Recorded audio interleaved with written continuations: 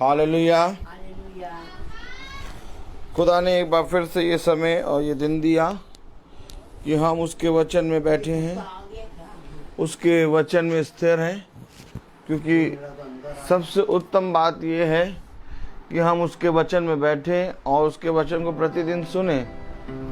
और खुदावन हमें प्रतिदिन ये समय, ये अवसर दे रहा है कि हम उसके वचन को सुन रहे हैं और प्रतिदिन हम खुदा के मन्ने को खाकर तृप्त हो रहे हैं।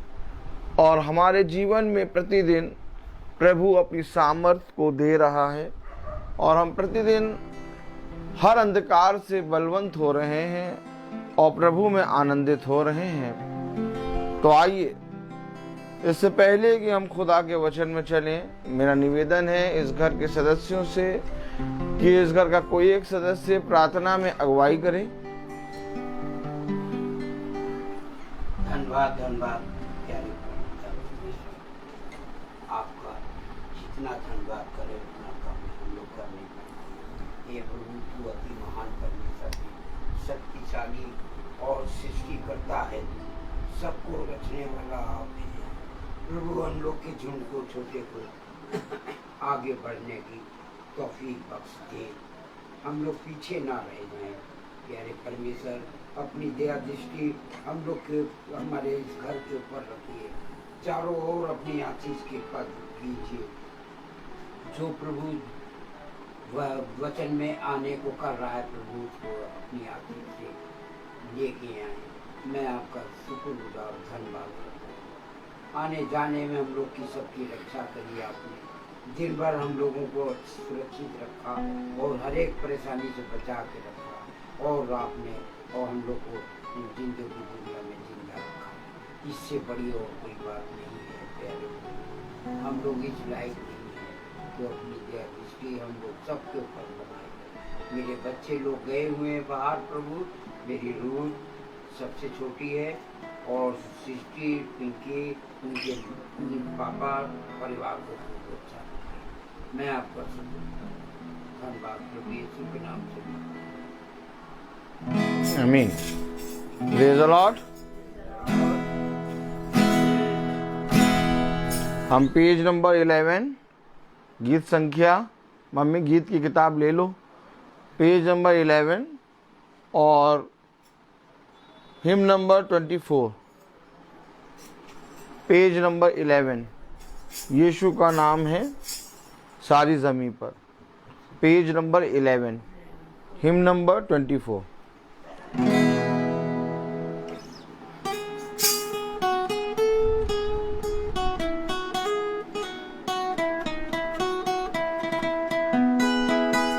यीशु का नाम है सारी ज़मीन पर, जिससे हम पाते उद्धार।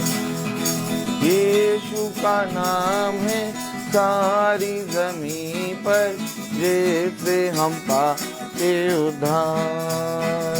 वो दुनिया में आया, लहू बहाया, फिदिया जहां को दिया।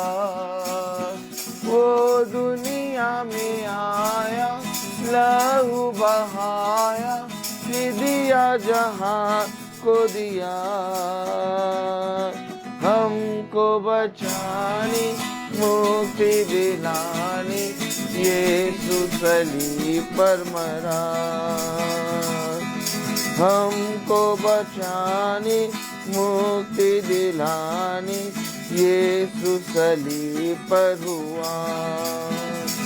आसमान के नीचे लोगों के बीच में कोई दूसरा नाम नहीं है। आसमान के नीचे लोगों के बीच में कोई दूसरा नाम नहीं है। सिर्फ यीशु का नाम है सारी ज़मीन पर, जैसे हम पाते उद्धार। सिर्फ यीशु का नाम है सारी ज़मीन पर, जैसे हम पाते उद्धार। लोगों बाइबल पढ़ो तुम और दुआ करो तुम, यीशु जल्दी आने वाला है। लोगों बाइबल पढ़ो तुम और दुआ करो तुम, यीशु जल्दी आने वाला है।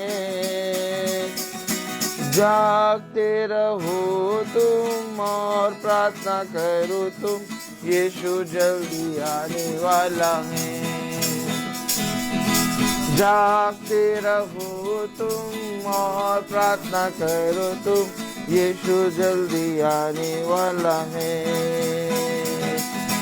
यीशु का नाम है सारी ज़मीन पर, जैसे हम पाते उद्धार। यीशु का नाम है सारी ज़मीन पर, जैसे हम पाते उद्धार। जैसे हम पाते उद्धार, जैसे हम पाते उद्धार। Praise the Lord. यीशु का नाम है सारी ज़मीन पर, जिससे हम पाते उद्धार। हालेलुया। एक बार फिर खुदा हमें उद्धार के विषय में बताएगा। जैसा हमने कल देखा, बहन शीला पीटर के यहाँ आलमबाग में जो रहती हैं, हमने कल उनके यहाँ फर्स्ट मीटिंग थी, प्रभु की महासभा। बहुत तेरे भाई बहन आए और बहुत तेरे भाई बहन नहीं आए। जब तक खुदा जिसको ना लाए, तब तक कोई मनुष्य खुदा के वचन में नहीं आ सकता। हम जानते हैं खुदा ने कहा, देख मैंने तुझे चुना है, तूने मुझे नहीं चुना बल्कि मैंने तुझे चुना है। Praise the Lord. क्योंकि मेरे प्यारे भाई बहनों, हम जानते हैं कि खुदा का आत्मा हमें बहुत तायत से अपनी सामर्थ में बढ़ाता है। हालेलुया। और हम सब जानते हैं कि मनुष्य कोशिश करता है, मनुष्य बहुत तायत से चित्त लगाता है कि हम खुदा के वचन को प्रतिदिन सुने और बहुत तायत से उसके वचन में बढ़ें। लेकिन इस संसार का अंधकार, इस संसार का एक ईश्वर, जैसा हमने वचन में देखा, वो मनुष्य को ज्योति की तरफ जाने से रोकता है और मनुष्य पूरी रीति से अंधकार के वश में आ जाता है और अपने जीवन को ज्योति पे और ज्योति के मार्ग पर चलने से रोक देता है। इसलिए यह अवश्य है कि प्रतिदिन हम प्रभु के वचन में बढ़ें, हम प्रतिदिन प्रभु के महासभा को सुने, हम प्रतिदिन प्रभु के वचन को जानें, क्योंकि हमें नहीं मालूम कि आने वाले समय में हम कब इस पृथ्वी के और इस पृथ्वी की और संसार की बातों को छोड़कर चले जाएं। क्योंकि हम नहीं जानते कि मनुष्य का समय कब है। हर मनुष्य का सब समय ठहराया गया है। इसलिए उसने कहा, सचेत रहो, चौकस रहो कि तुम उस अंधकार और उस फाड़ने वाले के हाथों में ना आ जाओ। उससे बचने के लिए, उन अंधकार की शक्तियों से निकलने के लिए यह अवश्य है कि हमें प्रभु का सा मन चाहिए, और प्रभु का सा मन प्राप्त करने के लिए, उसके वचन में बने रहने के लिए हमें प्रतिदिन प्रभु का मानना चाहिए। हाँ, जैसे हम अपने दिन भर की चीज़ों की हमें बहुत आवश्यकता होती है, जैसे हर दिन हमें संसार में की बहुत सी वस्तुओं की आवश्यकता होती है, और हम देखते हैं कि अगर उन सारी चीज़ों को हमें ना दिया जाए तो हमारा जीवन पृथ्वी पर निर्वाह करना बहुत कठिन हो जाएगा। ठीक इसी तरीके से हमें, मेरे प्यारे भाई बहनों, खुदा के वचन को प्रतिदिन सुनना भी बहुत ज़रूरी है। और अगर हम खुदा के वचन को प्रतिदिन नहीं सुनेंगे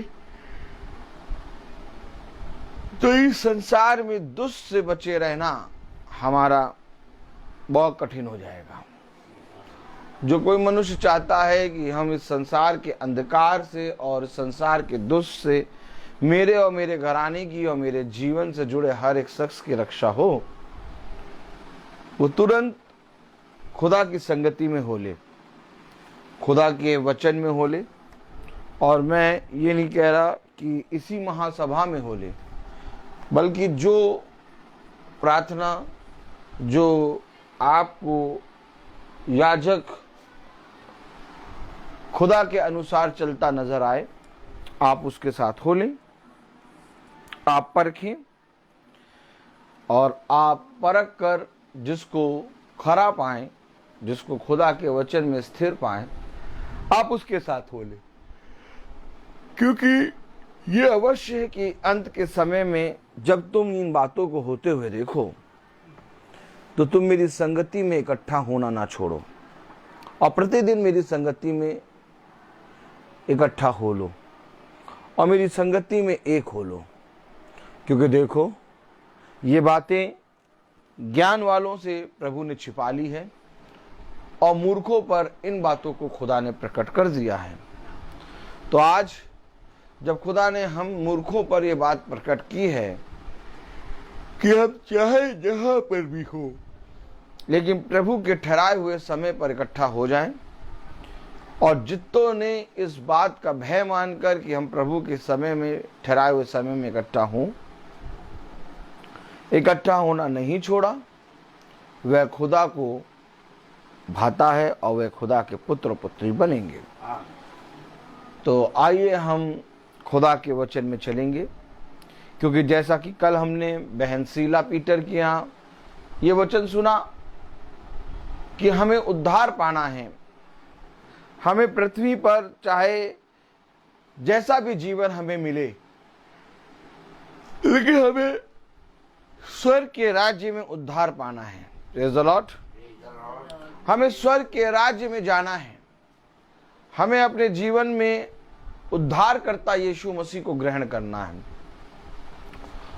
और यदि हमने उद्धारकर्ता यीशु मसीह को ग्रहण कर लिया, उसके वचन पे कान लगाया, उसके वचन में हम स्थिरता से बढ़ते चले गए, तो मैं आपसे कह रहा हूं कि इस संसार में की भी सबसे उत्तम वस्तु हमें देगा।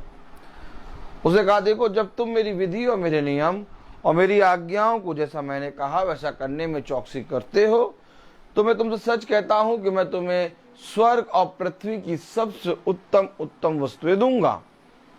इसलिए हमें अपने खुदावन यीशु मसीह पर विश्वास करना है और उसके ठहराए हुए समय पर इकट्ठा होना है। आइए हम देखेंगे खुदा के वचन से। हम पढ़ेंगे लूका उसका 13वां अध्याय, लूका उसका 13वां अध्याय। हम अपने स्थानों पर खड़े हो जाएंगे खुदा के वचन को आदर और महिमा देने के लिए। लूका उसका 13वां अध्याय और उसकी 22वीं और 23वीं आयत। Praise the Lord. 22 और 23, लूका उसका 13वां अध्याय और उसकी 22 और 23। Praise the Lord. 22 और 23 आयत हम पढ़ेंगे। लूका 13, 22, 23। Praise the Lord. वह नगर नगर और गांव गांव होकर उपदेश करता हुआ यरूशलेम की ओर जा रहा था, तो किसी ने उससे पूछा, हे प्रभु, क्या उद्धार पाने वाले थोड़े हैं? उसने उनसे कहा, प्रेज द लॉर्ड। खुदावन का वचन जो कि पवित्र है, इस पवित्र वचन को खुदा हम निकम्मों को समझने और उस पे चलने और उस पे बने रहने की सामर्थ्य दे। आमीन। हम सब अपने स्थानों पे बैठे हैं। ऐसा क्या घटा, ऐसा क्या हुआ जब खुदा उपदेश दे रहा है और नगर में जा रहा है, तो लोग पूछ रहे हैं, क्या प्रभु उद्धार पाने वाले थोड़े हैं? आमीन।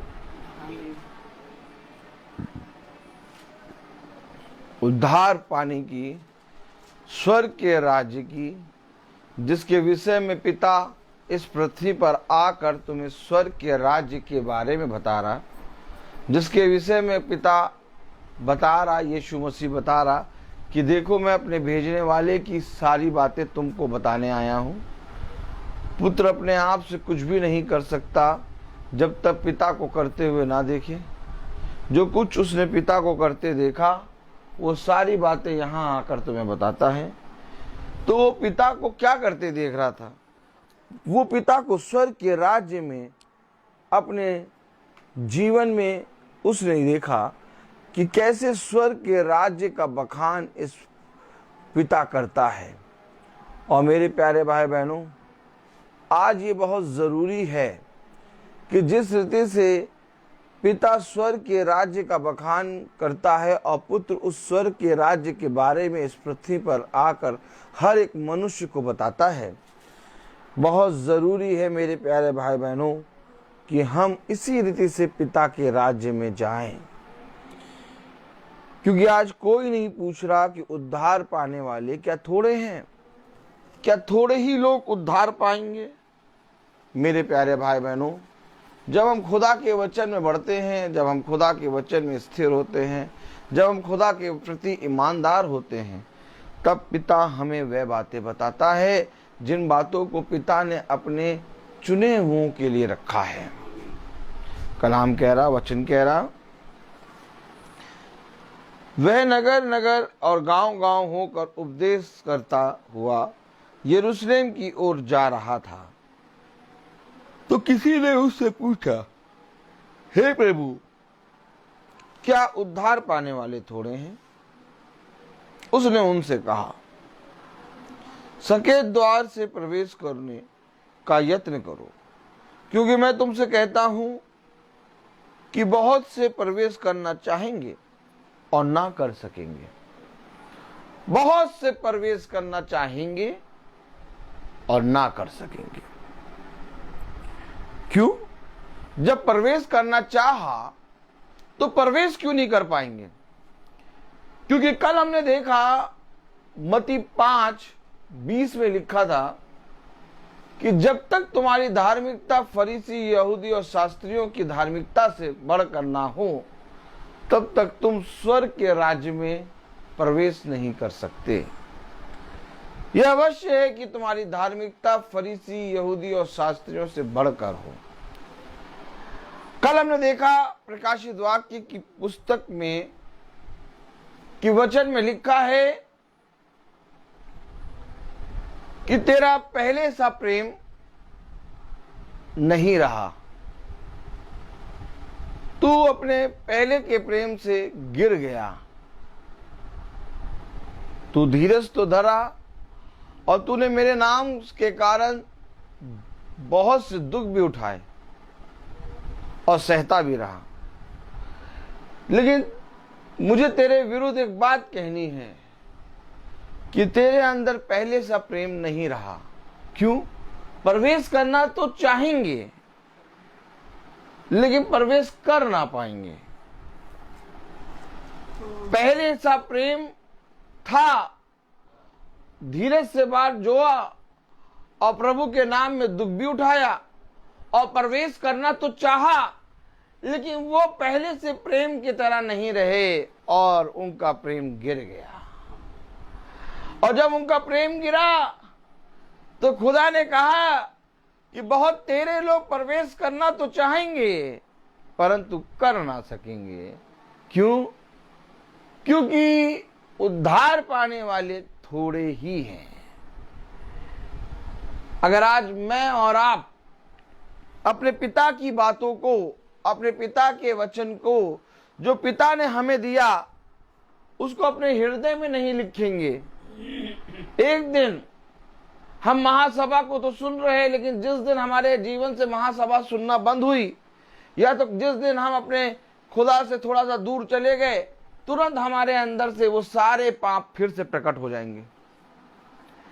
इसलिए जो कुछ तुझे मिला उसे थामे रहे, उसमें बना रहे, उसको स्मरण रख।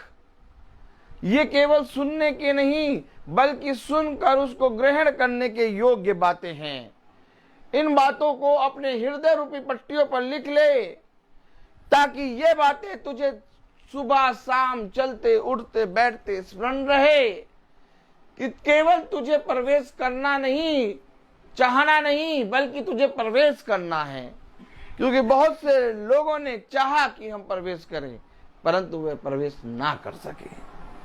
मेरे प्यारे भाई बहनों, एक आग है जिसे अपने अंदर हर क्षण हमें अपने अंदर जलाए रखना है, और वो आग है पवित्र आत्मा।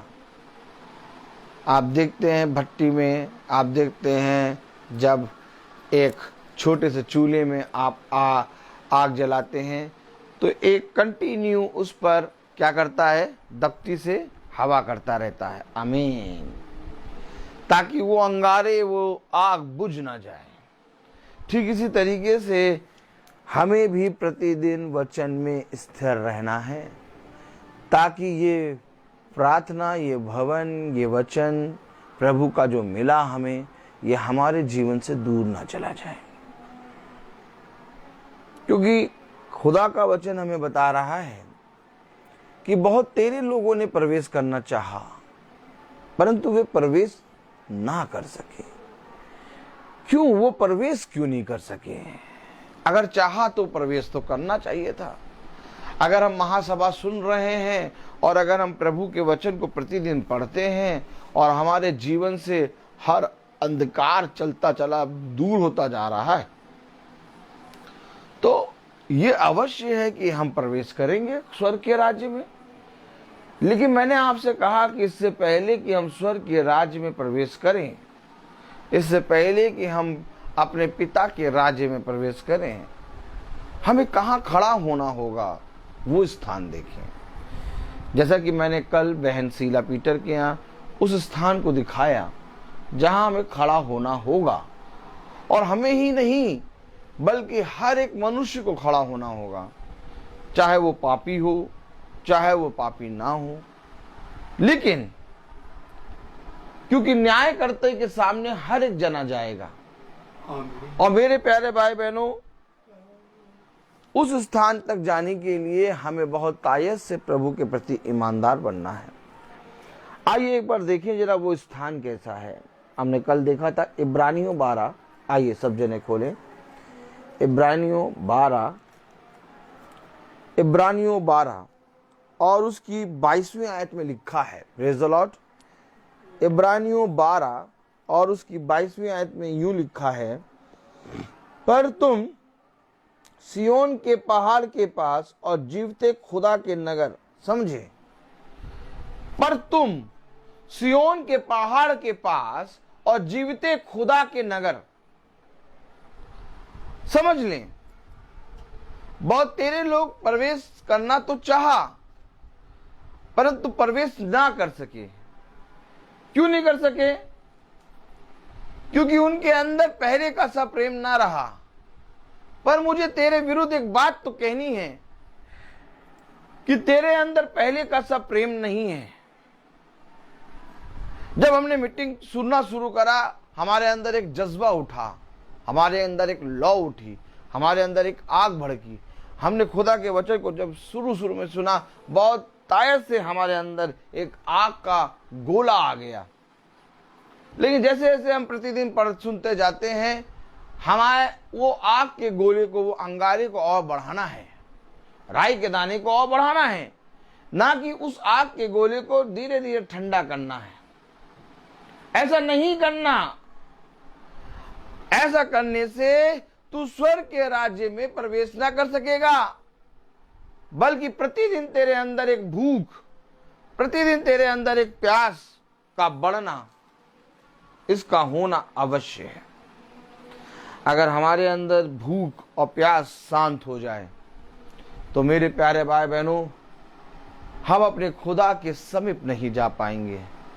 लाख वचन को सुन लें, लाख प्रचार को सुन लें, लेकिन हम अपने पिता के नजदीक, उसके निकट नहीं जा सकते, क्योंकि एक भूख और एक प्यास हमें अपने पिता के निकट लाती है।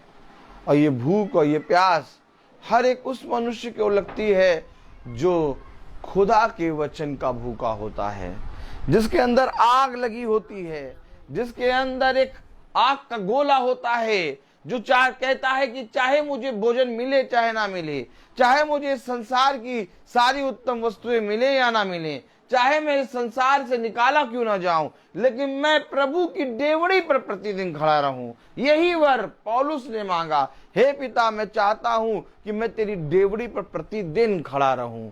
एक वर मैंने मांगा है कि मैं तेरी डेवड़ी पर प्रतिदिन बना रहूं। आमीन।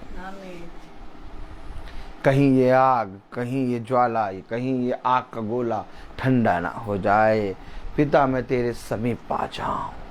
इससे पहले कि मैं अंधलोक में, इससे पहले कि मैं उस मच के मुंह पेट के अंदर अपनी आंखों को खोलूं और कब्र के अंदर अपनी आंखों को खोलूं, मैं पिता तेरी बाहों में आ जाऊं। याद रखिए, पिता आपको कब्र के अंदर जाने नहीं देगा। अगर आप कब्र में जाएंगे भी तो पिता उस कब्र के अंदर अपनी सामर्थ्य में देगा। मैं आपको सच कह रहा हूं, ये वो पिता है जो कभी नहीं छोड़ेगा। हर एक वस्तु साथ छोड़ेगी, हर एक जना साथ छोड़ेगा, परंतु पिता नहीं छोड़ेगा। हे गुरुवर, क्या उद्धार पाने वाले थोड़े हैं? क्यों? गुरुवर ने क्यों कहा कि सकेत द्वार से प्रवेश करो? देखो, बहुत तेरे लोग प्रवेश करना तो चाहेंगे, परंतु प्रवेश ना कर सकेंगे। क्यों नहीं कर सकेंगे? क्योंकि उन्हें जहां खड़ा होना है उस जगह पर वो एक सेकंड नहीं खड़े हो पाएंगे।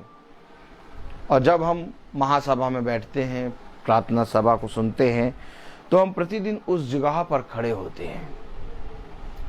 ये एक ऐसा प्लेटफॉर्म है, ये एक ऐसी जगह है, महासभा, प्रभु की मीटिंग, प्रभु का वचन जहाँ होता है, जिस घर में होता है या भवन में होता है, या जिस भाई बहन के घरों में होता है वचन, या जितने भाई बहन वचन को सुनने आते हैं, ये वही स्थान है जिसके बारे में इब्रानियों 12 और 22 में लिखा है। ये वही सियोन पर्वत है, ये वही खुदा का नगर है जिसमें हम बैठे हुए हैं। इसलिए प्रार्थना सभा में बैठना, इसलिए प्रतिदिन इकट्ठा होना, इसलिए प्रतिदिन की संगति में चलना, ताकि तुम मेरे वचन में एक हो जाओ और उस संगति में जहां तुम्हें जाना है, उस संगति में तुम यहीं से प्रतिदिन की संगति करना शुरू कर दो। आप देखें, बहुत ध्यान से बहुत तेरे लोग इस महासभा को सुन नहीं पाते, बहुत तेरे लोग इस महासभा के वचन को ग्रहण नहीं कर पाते। क्यों नहीं कर पाते? क्योंकि वे सुनना तो चाहते हैं, परंतु उनके अंदर का अंधकार उन्हें सुनने से मना करता है। जिस तरह से वे प्रवेश करना तो चाहेंगे, परंतु प्रवेश ना कर सकेंगे। क्यों? क्योंकि उन्होंने कभी भी अपने शरीर को, अपनी आत्मा को, दोनों को एक दूसरे से अलग रखा है। शरीर हमेशा उनकी आत्मा को मारता है और वो प्रार्थना सभा, महासभा से दूर रहते हैं।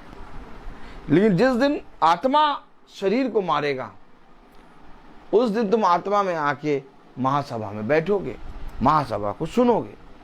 ये बहुत अवश्य है। देखिए, वचन को पढ़ें, कलाम में क्या लिखा?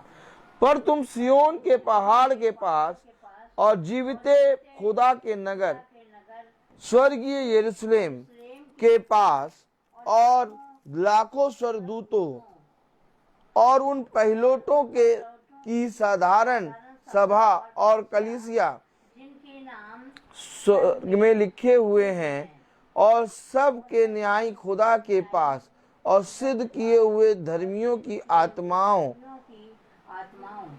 और नई वाचा के मध्यस्थ यीशु और छिड़काव के उस लहू के पास आए हो, जो हाबिल के लहू से उत्तम बातें कहता है।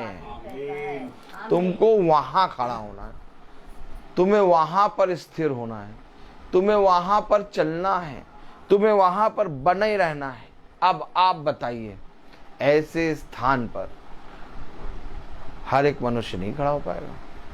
इसलिए कह रहा है जो जय पाए वो मेरे साथ न्याय के सिंहासनों पर बैठेगा। इसलिए हर एक जना महासभा में नहीं चल पाएगा, इसलिए हर एक जना महासभा को प्रतिदिन नहीं सुन पाएगा, इसलिए हर एक जना महासभा को प्रतिदिन अपने जीवन में ग्रहण नहीं कर पाएगा।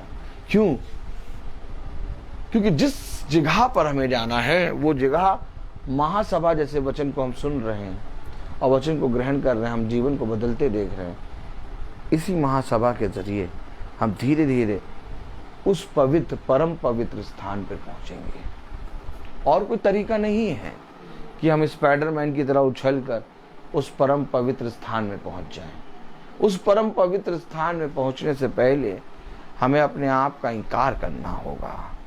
उस पवित्र परम पवित्र स्थान में पहुंचने से पहले हमें इस पृथ्वी पर रहते हुए अपने पिता का अंगीकार करना होगा।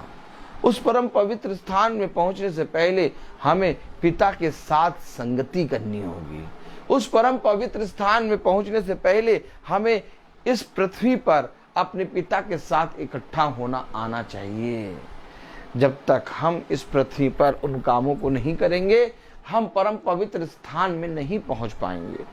क्यों? क्योंकि देखिए, कलाम में लिखा है, इब्रानियों उसका 12वां अध्याय और 22वीं आयत में आपने पढ़ा कि हमें कहाँ इकट्ठा होना है। लेकिन थोड़ा सा हम एक और आयत पढ़ेंगे, इब्रानियों उसका 12वां अध्याय और उसकी 21वीं आयत पढ़ें, तब हमें समझ में आएगा कि आखिर क्यों बहुत से लोगों ने प्रवेश करना चाहा परंतु प्रवेश ना कर सके। क्यों? तब हमें मालूम होगा कि जिस स्थान पर हमें खुदा खड़े होने को कह रहा है, इससे पहले कि उस स्थान पर हमें खड़ा करे पृथ्वी पर, वो हमें उस स्थान को दिखाएगा। और जब तक वो पृथ्वी पर हमें उस स्थान को नहीं दिखाएगा, हमें डायरेक्ट उस स्थान पे खड़ा नहीं कर सकता खुदा। देखिए, आइए पढ़ें इब्रानियों 12:21। और वह दर्शन ऐसा डरावना था कि मूसा ने कहा, मैं बहुत डरता और कांपता हूं। देखिए, जो दर्शन मूसा को मिला, अर्थात जिस बात को देखकर मूसा डरने और कांपने लगा, समझिए, वही चीज हमें इस पृथ्वी पर अपने जीवन में होते हुए देखना है। अगर हम उन बातों को नहीं देखेंगे, अगर हम उन बातों को जिनको देखकर मूसा डरने और कांपने लगा, अभी मैं पूरा आपको पढ़ाऊंगा, जब तक हम इस कैटेगरी से नहीं निकलेंगे, हम वहां पर लाखों स्वर्गदूतों और पवित्र नगर और साधारण लोगों की कलीसिया जिनके नाम स्वर्ग की पुस्तक में लिखे हैं, और उसाते हैं सिंहासन के सामने, न्यायकर्ता के सामने, और हाबिल के शुद्ध किए हुए लहू के सामने जो यीशु मसीह की सामर्थ के द्वारा हुआ, वहां पर खड़े नहीं हो पाएंगे। वहां पर पूरा परम पवित्र स्थान होगा। यहां हमें परछाई मिल रही है, आमीन, लेकिन वहां पर रूबरू होगा। कितना आपको अपने जीवन में परिश्रम करना है, ये बाइबल बता रही है। कह रहा, मूसा कह रहा, मैं डर गया, मैं कांपने लगा। क्यों मूसा डर गया, कांपने लगा? क्योंकि एक दर्शन, एक संगति, एक इकट्ठा होना जब तुम इस पृथ्वी पर करोगे, तो तुम उस दर्शन को उस कांपने वाली स्थिति में, उस डरने वाली स्थिति में, यहीं पर प्रभु तुम्हें पूरी रीति से क्या कर देगा? प्रैक्टिस करा देगा। जब तुम अपने पिता के पास जाओगे तो वहां पर तुम डरोगे, कांपोगे नहीं, बल्कि अपने पिता को देख के आनंदित होगे, और पिता उठ के आएगा और तुम्हें मुकुट पहनाएगा। आमीन। समझें, समझें क्यों आखिर मूसा डरने और कांपने लगा। पढ़ें जरा 21वीं आयत, इब्रानियों 12:21। और वह दर्शन ऐसा डरावना था, और वो दर्शन ऐसा डरावना था कि मूसा ने कहा, मैं बहुत डरता और कांपता हूँ। मैं बहुत डरता और कांपता हूँ। इसलिए हर एक जना महासभा में नहीं आ सकता, क्योंकि जब वो महासभा में बैठते हैं तो कांपने लगते हैं, डरने लगते हैं। कितने लोगों की गवाही है कि भैया भवन में हमें कंपन होने लगता है। कितने लोग कहते हैं भैया जब महासभा में बैठते हैं, आपकी प्रार्थना में बैठते हैं, तो हमारे अंदर को ऐसा लगता है कि भारी भारी चीज रखी है। हाँ, क्यों? उनके अंदर का जो दुष्ट है उन्हें बैठने नहीं देता। बहन प्रोमिला कह रही थी कि हमको ऐसा लग रहा था कि कोई कह रहा है कि यहाँ से भागो, यहाँ से भागो। क्यों? क्यों? क्योंकि खुदा का आत्मा पवित्र स्थान, परम पवित्र स्थान में रहता है, और यहीं पर तुम्हारे अंदर से हर अंधकार निकालेगा। क्यों मूसा डरने और कांपने लगा? ऐसा दर्शन क्या था? आइए देखें इब्रानियों 12 और उसकी 18वीं आयत। इससे पहले कि तुम सियोन के पहाड़ के पास जाओ, एक और पहाड़ है जिसके विषय में लिखा है 18वीं आयत में, तुम तो उस पहाड़ के पास जो छुआ जा सकता था। ओहो, समझे, समझे, तुम तो उस पहाड़ के पास जो छुआ जा सकता था, तुम तो उस मीटिंग में जहां जाया जा सकता था। आमीन। तुम तो उस मीटिंग में जिसको सुना जा सकता था। आमीन। तुम तो उस महासभा में जिसे सुनकर ग्रहण करा जा सकता था। तुम्हारे पास सब साधन थे, लेकिन तब भी तुमने प्रवेश करना ना चाहा। तो जैसे तुमने प्रवेश करना ना चाहा, वैसे ही प्रवेश करने चाहा। बहुत से लोगों ने प्रवेश करना चाहा, लेकिन वे प्रवेश ना कर सके। क्यों? क्योंकि कलाम में लिखा, वचन में लिखा। पढ़े जरा, प्रेज द लॉर्ड।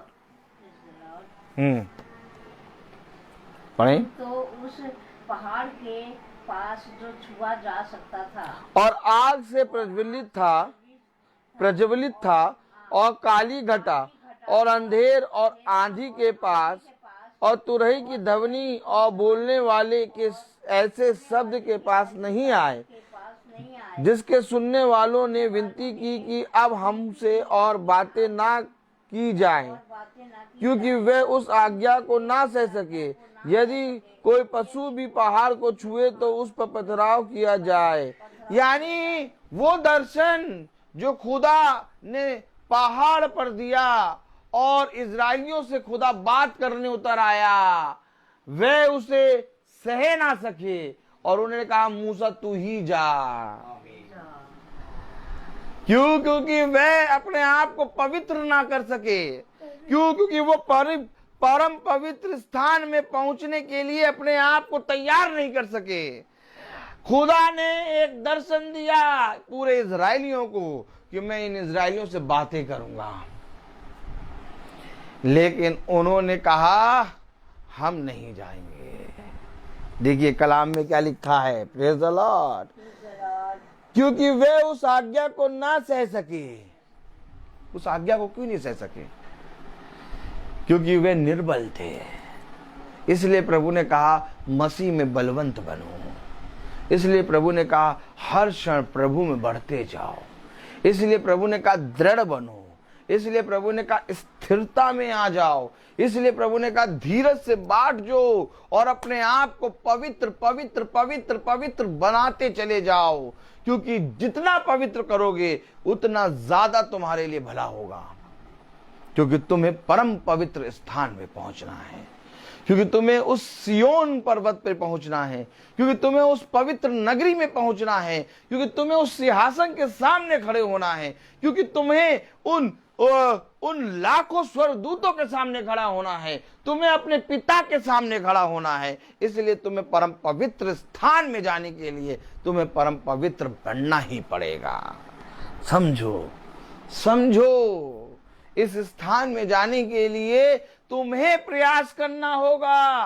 तुम्हारा पास्टर, तुम्हारा याजक स्वयं उस स्थान के लिए अपने जीवन को परिश्रम कर रहा है। वो किसी भी मनुष्य या किसी भी जने को नहीं ले जा सकता। इसलिए प्रभु ने वचन में कहा कि मूसा प्रार्थना करेगा, अय्यूब प्रार्थना करेगा, एलिया प्रार्थना करेगा, और इनकी प्रार्थना के द्वारा ये अपने आप को ही बचा सकेंगे।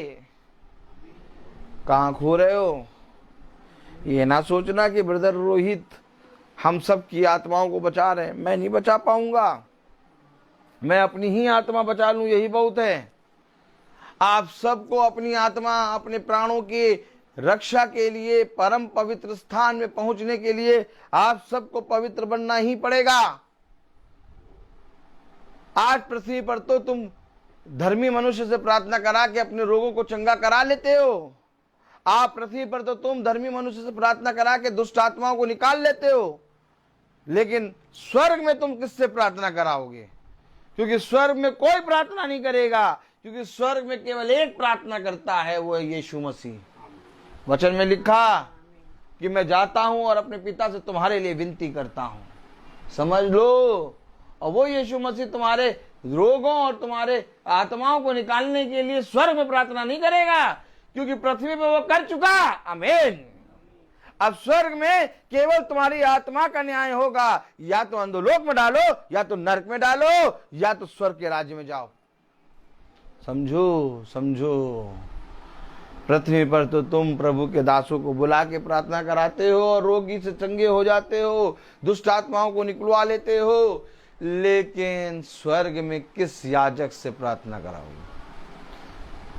या तो तुम्हारा याजक से पूछो, अपने याजक से जाके, क्या याजक साहब जिस तरह से आप पृथ्वी पर हमारे रोगों के लिए प्रार्थना करते हैं, क्या हम सब पृथ्वी पर जैसे एक दूसरे के लिए प्रार्थना करते हैं, क्या हम वैसे स्वर्ग में भी एक दूसरे के लिए प्रार्थना कर पाएंगे? नहीं, क्योंकि स्वर्ग में केवल एक है।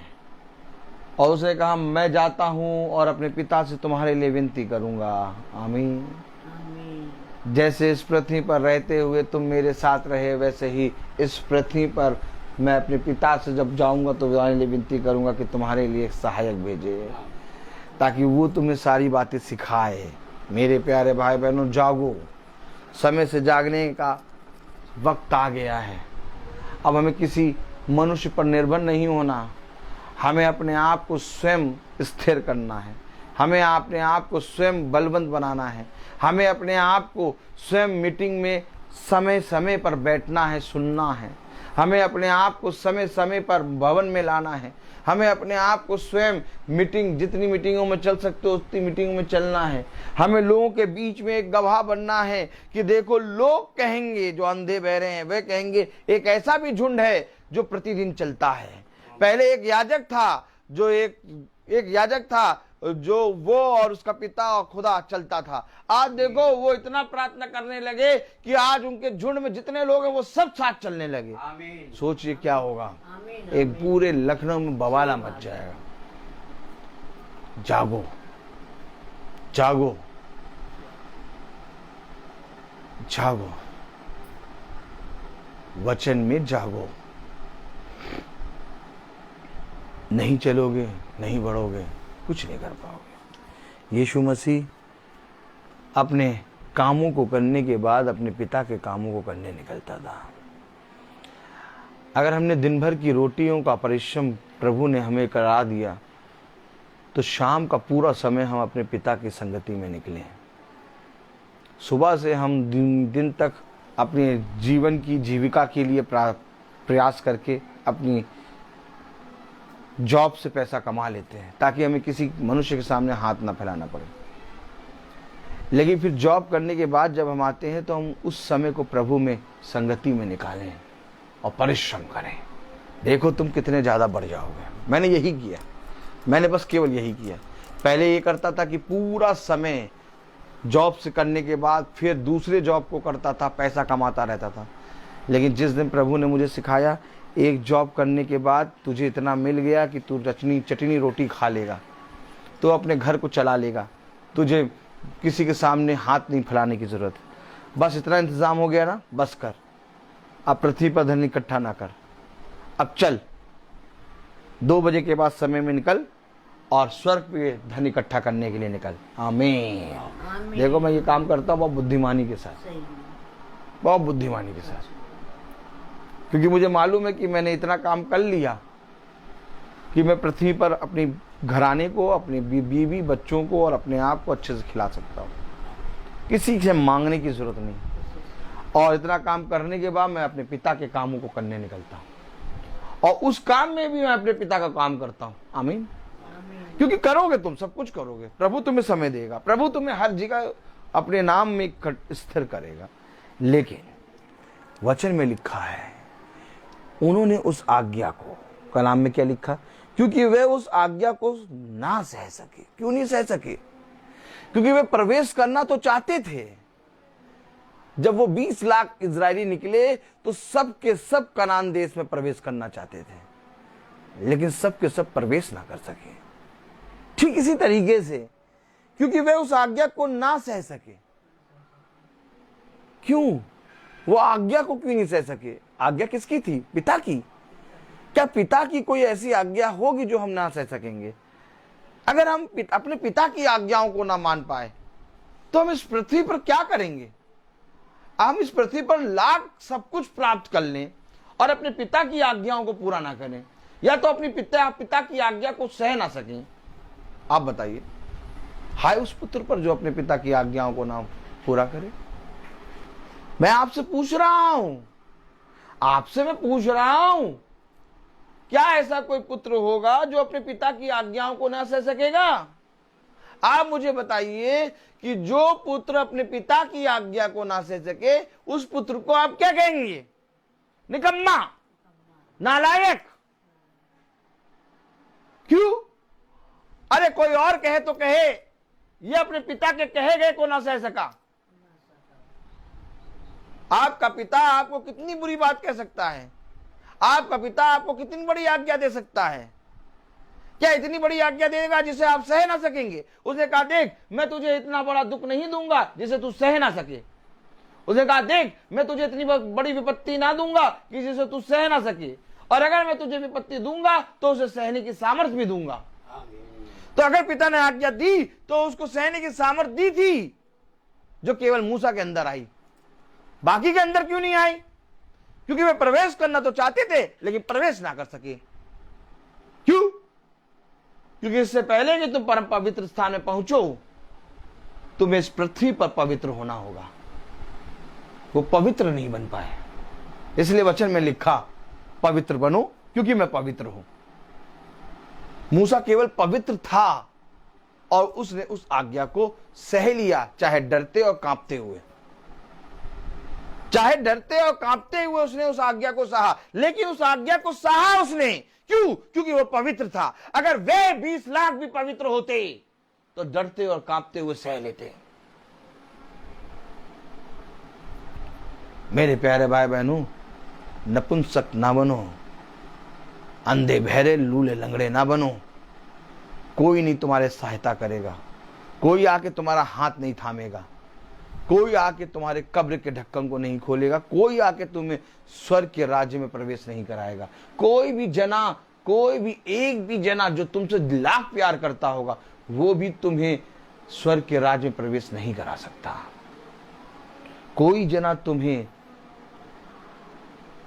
मृत्यु की झील में नहीं फेंक सकता, कोई तुम्हें स्वर्ग के राज्य में प्रवेश नहीं करा सकता, कोई कब्र का मुंह नहीं खोल सकता। केवल एक, यीशु मसीह। इसलिए प्रयास करो, परिश्रम करो।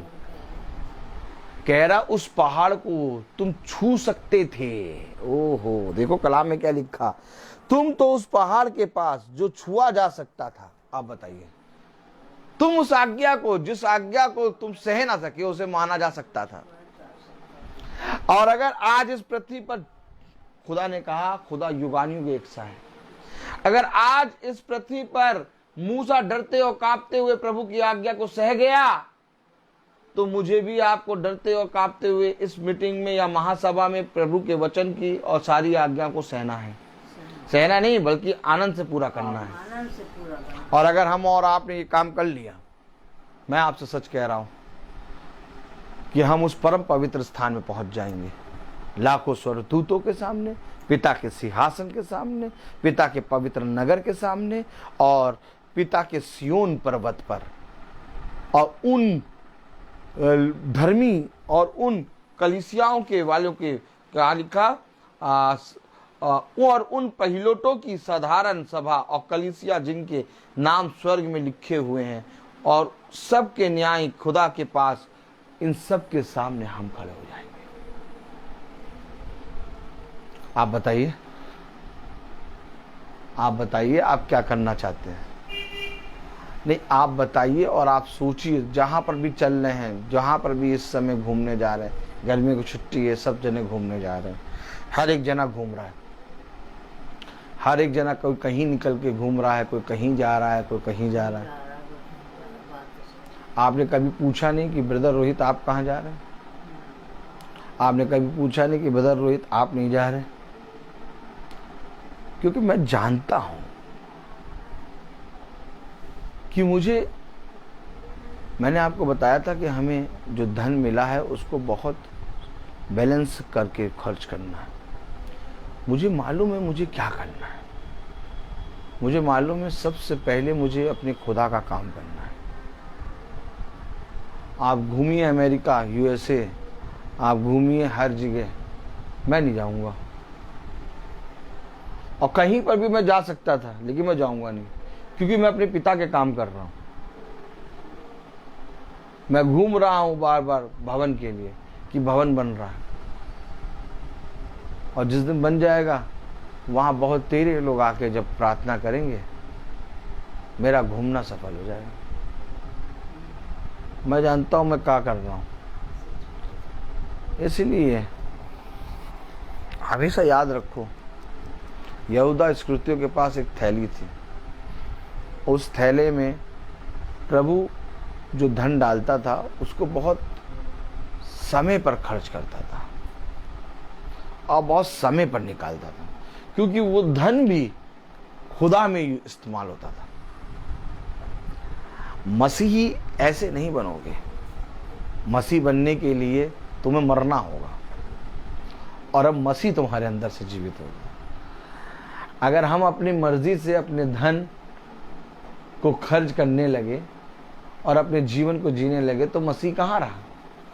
तुम अपनी मर्जी से अपने धन को खर्च नहीं कर सकते। तुम अपनी मर्जी से सब कुछ नहीं कर सकते, क्योंकि तुम मर गए हो। अब तुम्हारी एक एक चीज पर अधिकार खुदा का है। अब जहां खुदा चाहेगा वहां हर चीज खर्च होगी। हमेशा याद रखना। आज लोग कहते तो बहुत है हम मसीह हैं, हम खुदा की पुत्र नहीं बन सकते, क्योंकि जब खुदा तुमसे कहने आता है कि ऐसा करो तब हम पीछे हट जाते हैं। जब खुदा अंदर से आवाज देता है कि तुझे प्रार्थना सभा में बैठना था, तू नहीं बैठी, तब हम पीछे हट जाते हैं। तुझे प्रार्थना सभा में जाना था, तू नहीं जा पाया, तब हम पीछे हट जाते हैं। एक आत्मा आता है, हमें बताता है, हमें सिखाता है कि हमें कहाँ जाना था, कहाँ करना था, हमें कहाँ खर्च करना था, कहाँ नहीं खर्च करना था, लेकिन हम उसको मार के अपनी आवाज पूरी कर देते हैं। तब आपको मालूम है हमारे अंदर मसीह मर जाता है। मसीह, आज से तुम मसीह में मरे और मसीह तुम्हारे अंदर जीवित। ये है मसीह। अब तुम वह बातें नहीं कर पाओगे जो तुम पहले आसानी से कर लेते थे, क्योंकि अगर वही बातें करते रहोगे तो तुम आज्ञा को सह ना सकोगे। हाँ, लेकिन अगर तुमने उन बातों को करना छोड़ दिया और तुम एक नई सृष्टि बन गए, तो जिस आज्ञा को लोग सह नहीं सके, उस आज्ञा को तुम आनंद पूर्वक अपने जीवन में ग्रहण करके अपनी हृदय रूपी पट्टियों पर लिख कर चलोगे। क्यों? क्योंकि अब तुम्हारे अंदर पुरानी वाली बातें नहीं रही, बल्कि अब तुम एक नई सृष्टि बन गए हो। यही बात तो पौलुस बता रहा है कि जिस आज्ञा को लोग सह नहीं सके, उस आज्ञा को पौलुस ने ग्रहण कर लिया। यही बात तो मूसा बता रहा है कि जिस पहाड़ को तुम छू सकते थे, जिस आवाज को तुम सुन सकते थे, जिस आज्ञा को तुम ग्रहण करके चल सकते थे, उससे तुम डर गए, उसको सह ना सके। अगर उसको नहीं सह सके तो तुम उस न्याय के सिंहासन पे के सामने कैसे खड़े होगे? तुम उन 20 लाख स्वर्गदूतों के सामने कैसे खड़े होगे? कैसे तुम स्वर्ग के राज्य में खड़े हो जाओगे? ये मुझे बताओ। बस यही खुदा कहता है कि मेरे बच्चे, अगर तू यहां नहीं खड़ा हो पा रहा तो तू वहां कैसे खड़ा हो पाएगा? इससे पहले कि तू वहां खड़ा हो, तू यहां चलना, दौड़ना और खड़े होना सीख, तब देख तू वहां पर खड़ा हो पाएगा।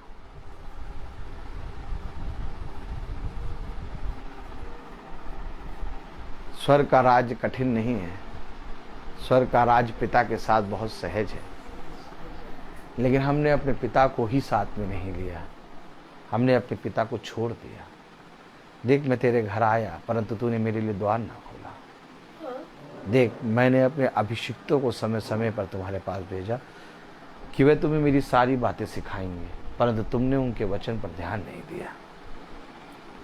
देख, मैंने समय समय पर लोगों को तैयार किया और उन्होंने महासभा में प्रचार किया, परंतु तुम उन महासभाओं में नहीं गए। तुमने उन महासभाओं को प्रतिदिन सुनना नहीं चाहा, तुमने उस महासभा को तुच्छ जाना। मैं तुमसे सच कहता हूं कि जिस रीति से तुमने मेरे भविष्यवक्ताओं को ना पहचाना, वैसे ही मैं भी स्वर्ग के राज्य में कह दूंगा कि मैं तुम्हें नहीं जानता। एक बात समझ लो, स्वर्ग के राज्य में जाने से पहले हमें यहाँ पवित्र बनना पड़ेगा। उन आज्ञाओं को जिन्हें हम सह नहीं सके, उन आज्ञाओं को सहना सीखना है। और दुख उठा उठा कर उसने अपने पिता की सारी आज्ञाओं को मानना सीखा। ठीक इसी तरीके से हमें भी अपने पिता की सारी आज्ञाओं को मानना सीखना है। इसलिए पिता ने कहा, इसलिए यीशु मसीह ने कहा कि जैसे मैंने किया वैसे तुम भी किया करो। देखो, मैं तुमसे सच कहता हूँ कि मैं जीवन के अंत समय तक सर्वदा तुम्हारे साथ रहूँगा। हर मनुष्य का शब्द झूठा, परंतु मेरा वचन सच्चा है। मैं तुमसे सच कहता हूँ कि यदि तुम पिता के प्रेम में बढ़ते चले जाओगे, यदि तुम पवित्र बनते चले जाओगे और अपने खुदा के निकट आते चले जाओगे, एक दिन तुम स्वर्ग के राज्य के सामने पहुंच जाओगे और वही पिता सिंहासन पर से उठ के तुम्हें मुकुट पहनाएगा। हमारा इस पृथ्वी पर केवल एक ही लक्ष्य है कि चाहे हम जिए या मरे, सब मसीह में। जैसे मेरा आत्मा मसीह का है, वैसे मेरा शरीर भी मसीह का है। इसलिए ये हो नहीं सकता कि मैं इस संसार के धन को या संसार की किसी भी वस्तु को अपने पिता से पूछे बिना खर्च करूं। इसलिए इतना बैलेंस खुदा का आत्मा बना देता है कि अगर आप आके देखें मेरे घर में, तो आप पाएंगे कि ये भाई अपने क्रूज को कैसे उठा के चलता है। अपनी बीवी, अपने बच्चों, अपने माता पिता, अपने घर का एक एक देख रेख करना, हर चीज़ को पूरा समय पे करना, और उसके साथ अपनी जॉब का काम पूरा करना, फिर उसके बाद अपने पिता के कामों को 24 घंटे करते रहना। इन सारे कामों को मैं इतने सही से बैलेंस नहीं करके चल सकता था, इसलिए मैं मर गया और पिता मेरे अंदर जीवित हो गया। और जब मेरे अंदर पिता जीवित हो गया तो एक बैलेंस में ये सारे कामों को करके चल रहा है। मेरे बच्चे भी खुश हैं, मेरी पत्नी भी खुश है। ऐसा नहीं कि मैं आपको अपनी पत्नी से कहूँ कि मैं खड़ा हूँ, बात करें, मैं हट जाऊँगा। आप कभी भी मेरी पत्नी से बात करिए, कभी कभी ये भी करा करिए, अपने याजक को जांचा करिए। याजक को जांचने के लिए उसकी पत्नी से बात करिए, उससे पूछिए कि ये तो ऐसा मीटिंग करते हैं, ये ऐसा करते हैं, क्या आपकी सारी जीवन की सारी चीजें पूरी कर पाते हैं? तब आपको उत्तर मिलेगा। आप बहुत सहज से मनुष्य कहता है, तुम्हें बताओ भैया क्या प्रार्थना में चले जाएं, प्रार्थना में रोज चले जाएं, प्रार्थना सुने तो भैया बताओ खाएंगे क्या? ओहो, ऐसा मनुष्य कैसे स्वर्ग के राज्य में जा पाएगा जिसको खाने की पड़ी है? इनका पेट इनका खुदा है, और जो पेट के बल चलता है वो है सांप। हमारा पेट हमारा खुदा नहीं है, हमारा खुदा यीशु मसीह है। इसलिए हम बहुत चौकस रीति से रहते हैं और हमेशा अपने पिता के ठहराए हुए समय पर खड़े हो जाते हैं। मुझे किसी चीज़ से कोई मतलब नहीं है, हाँ, लेकिन मुझे ये विश्वास है कि एक है जो मेरे अंदर एक नया बल देता है। हाँ, एक है जो मुझे रोज स्थिर करता है। हाँ, एक है जो मुझे रोज पवित्र करता है। क्यों? क्योंकि मैं हर दिन अब पवित्र होता हूँ और वो मुझे हर दिन पवित्र करता है।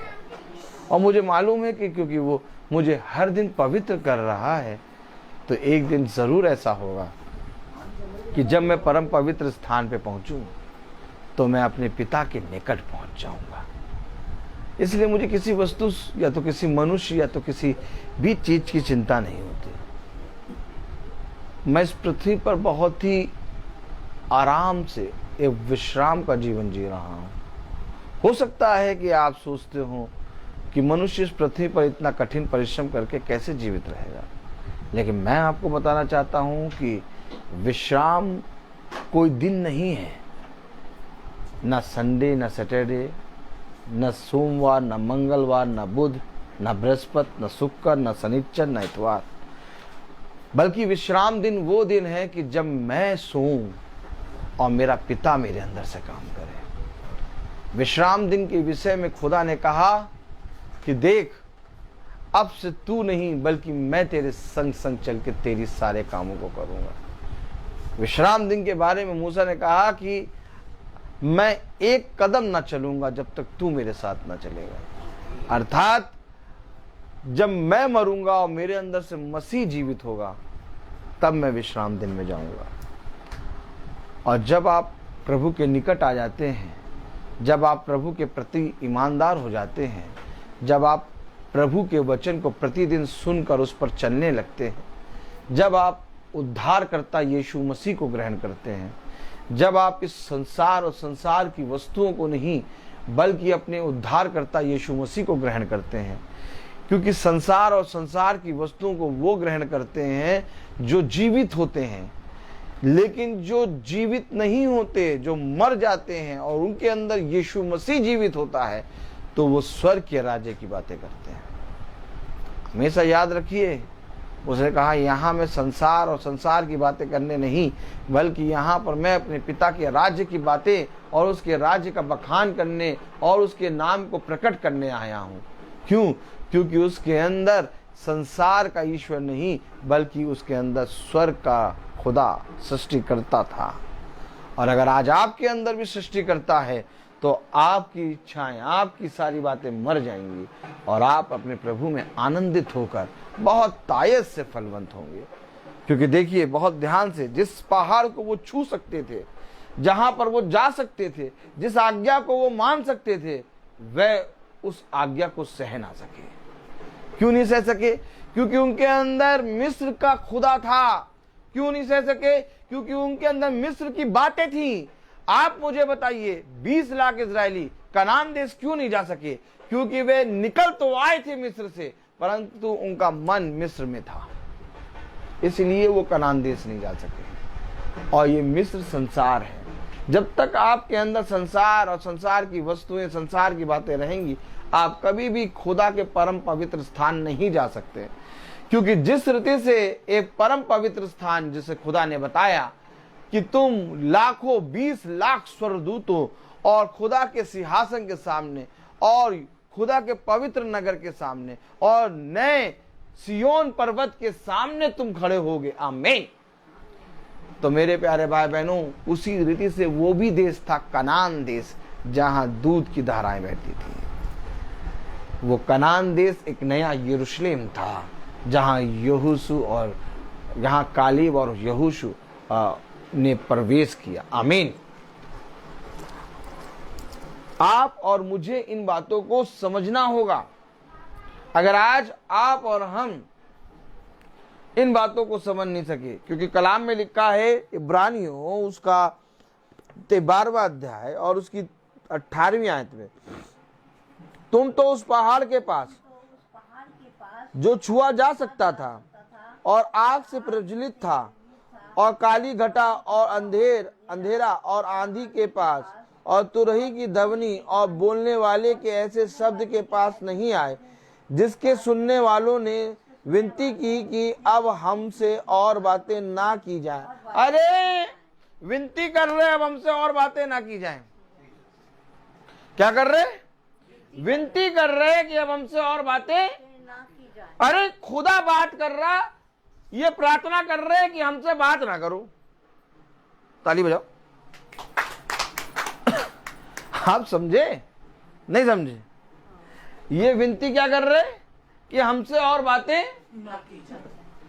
कभी आपने सुना ये बात? ये इजरायली हैं, कह रहे हमसे और बातें ना करो भैया।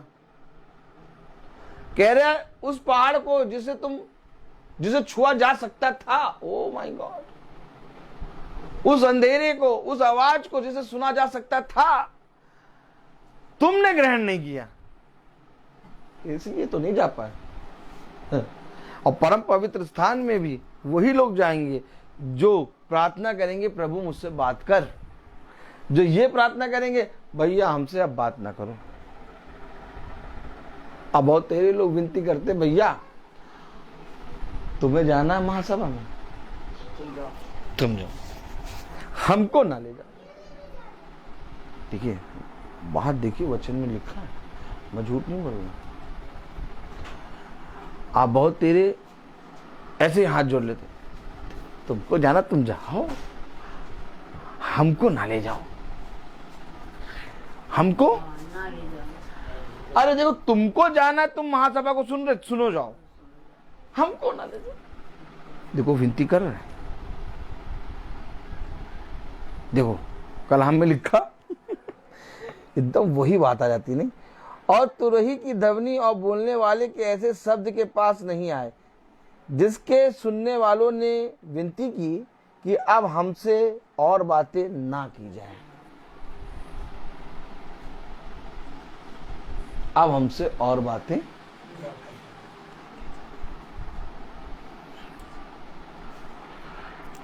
भैया हम महासभा में नहीं जा पाएंगे, तुम्हें जाना है तो ऐसी ऐसी बातें, ऐसा ऐसा वचन पता नहीं कहां से पढ़ के सुनाते, पता नहीं बाइबल में कहां से इनको मिल जाते हैं ऐसे वचन। एक सिस्टर कह रही, ब्रदर आप बहुत ढूंढ के बातें लाते हैं, ऐसी बातें तो हम कभी सुनते ही नहीं। और जब भी मैं आपका वचन सुनती हूँ, मैसेज, मैं यूट्यूब और जितने भी मैसेज सुनती हूँ उन सबसे अलग होता है, बड़ी मजा आती है। इतना नया वचन आप कहां से लाते? कह रहे कि सुनने वालों ने विनती की कि अब हमसे और बातें ना की जाएं, क्योंकि वे उस आज्ञा को ना सह सके। यदि कोई पशु भी पहाड़ को छुए तो उस पर पथराव किया जाए। और वह दर्शन ऐसा डरावना था कि मूसा ने कहा, मैं बहुत डरता और कांपता हूं। मूसा जो नर्म था पृथ्वी पर सबसे ज्यादा, मूसा जो प्रभु का मित्र था, वो उस दर्शन से कांपता और डरता था। ये दर्शन इसलिए पृथ्वी पर हुआ ताकि स्वर्ग में जब तुम परम पवित्र के सामने पहुंचो, अर्थात न्याय के सिंहासन के सामने पहुंचो, अर्थात यीशु मसीह तुम्हें रूबरू दिखे, तो तुम डरो और कांपो नहीं, बल्कि उसके पास जाकर उसके गले लगो और वो तुम्हें मुकुट पहनाए। उसने कहा, देखो स्वर्ग में पिता के पास तुम्हारे लिए एक मुकुट है। आमीन। और जो जना इस दौड़ को पूरा करेगा वो उस पुरस्कार को पाएगा। आमीन। समझना पड़ेगा, समझना पड़ेगा। उन्होंने ये आज्ञा निकाल दी कि जो जना उस पहाड़ को छुए या जो पशु उस पहाड़ को छुए वो पथराव करके मारा जाए। जो जना उस महासभा में बैठा नजर आ जाए, जो जना उस महासभा में प्रेज द लॉर्ड लिखता नजर आ जाए, जो जना उस महासभा में बैठा नजर आ जाए, उसको परसों ही धर्म गुरु लोग बुला लेंगे, कहेंगे इधर आओ, आजकल तुम कौन सी प्रार्थना सुन रहे हो? Praise the Lord. कलाम में क्या लिखा मालूम? कह रहे जो जना उस पहाड़ को छुए या जो पशु उस पहाड़ को छुए वो पथराव करके मारा जाए। अब जो जना महासभा में बैठा नजर आए, जो जना महासभा में प्रेज द लॉर्ड लिखता नजर आए, तो सुनने वाली बहुत, कम से कम 150-200 लोग सुन लेते हैं एक दिन में। लेकिन प्रेज द लॉर्ड हालेलुया केवल 10-15 लोग लिखते हैं 10 में। क्यों? बाकी लोग लिख देंगे तो पकड़े जाएंगे। जो जना छुए इधर देखिए, कितनी सच्चाई बता देते हो, इतना सच्चाई बना, कोई नहीं बैठेगा, कोई ना बैठे, जो जिना छुए वो मारा जाए। यही बात तो पतरस और यूहन्ना को बुला के धर्म गुरुओं ने कहा था, यहाँ आओ, आज से तुम यीशु मसीह के नाम का प्रचार नहीं करो। तब पतरस और यूहन्ना ने कहा, तुम ही बताओ कि हम तुमसे बढ़कर, खुदा से बढ़कर तुम्हारी बातों को माने, ये तो हमसे नहीं हो पाएगा।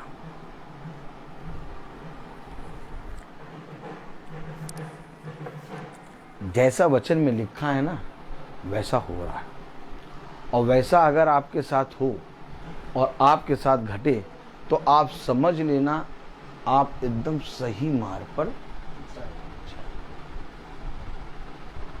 लोग हाथ जोड़कर विनती करते, भैया हम यहीं से सुन लेंगे, हम सुनते हैं भैया, हम भी सुनते हैं। आपको बहुत लोग मिलते होंगे, अरे हम भी तो सुनते हैं, रोज सुनते हैं, बहुत भयंकर कर्रा वाला बोलते हैं।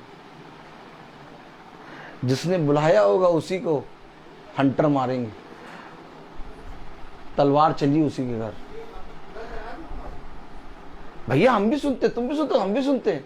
उनसे कहो भैया आके बैठ जाओ किसी, नहीं भैया वहां पर चले जाएंगे तो सारे लोग हमारे विरोधी बन जाएंगे। ओ क्या क्या बन जाएंगे सारे लोग हमारे?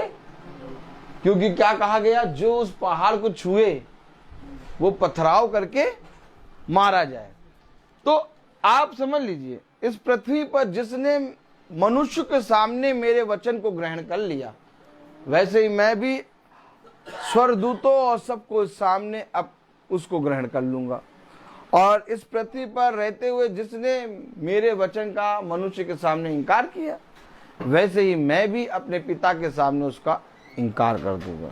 मैं बोलता बहुत हूँ, हर चीज का एक समय होता है। तो आइए हम प्रार्थना में चलेंगे, हम अपनी आंखों को बंद करेंगे।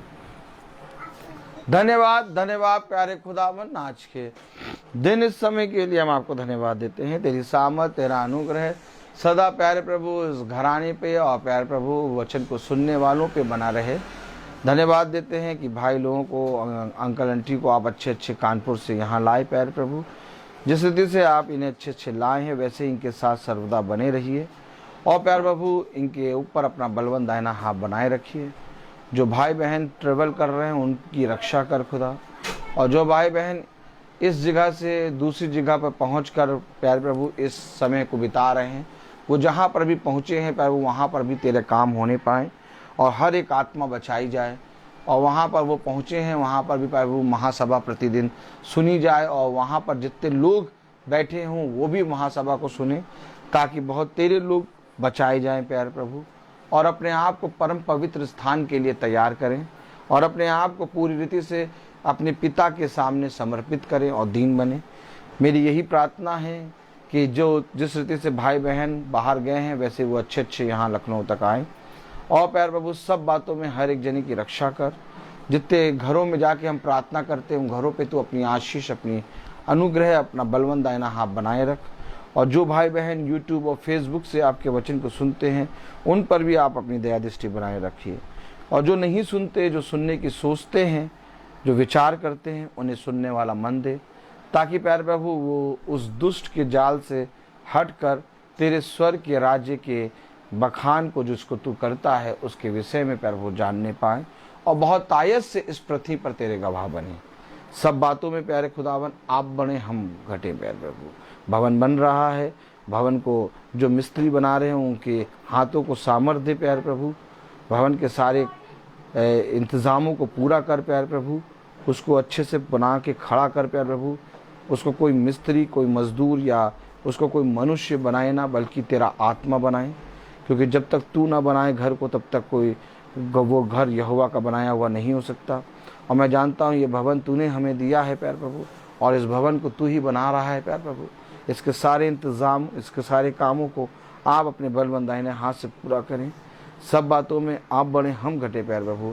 इस प्रार्थना को हम आपके प्यारे नाम, पवित्र नाम यीशु मसीह के नाम से मांगते से सुनिए ग्रहण कीजिए, आमीन। हे हमारे पिता जो स्वर्ग में है, तेरा नाम पवित्र माना जाए, तेरा राज्य आए, तेरी इच्छा जैसे स्वर्ग में है वैसे इस पृथ्वी पर पूरी हो।